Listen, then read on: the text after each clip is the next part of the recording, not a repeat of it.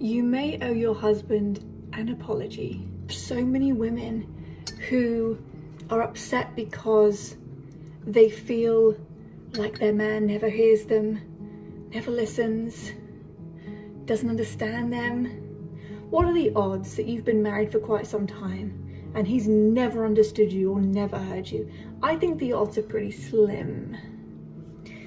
What's happening is that you're expecting him to be a woman. You're expecting him to do what women do. We can talk all day, we can cry 1 minute and laugh the next, but men aren't like that. And they're not designed to be like that. So you're getting upset that he's not doing what you would do in that situation. One of the favorite things about my husband is that he's a man. And if I need a little cry, I can have a little cry, and then we'll pray together and we move on. You know, that's usually when life gets a little bit overwhelming. I have a little bit of a cry to him and we move on.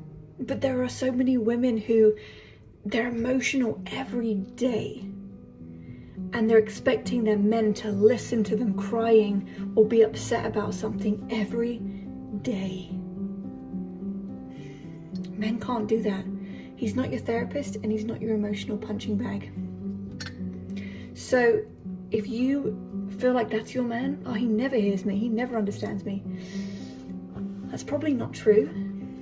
And you probably need to apologize to him. You probably need to apologize that you've been maybe trying to manipulate him with your emotions, or maybe you need to apologize to him for being so emotional all the time. And you know what you also need to do? You need to thank him. There are so many women that need deliverance. There are so many demons that make you feel sad or depressed all the time. And if he pandered to that every single time it came out to play, he'd be feeding a demon in you. So every time he doesn't pander to it, he's actually strengthening you and bringing you closer to Jesus. But you don't see it that way because you're so used to living your life through those emotions, and you keep thinking that he's the problem.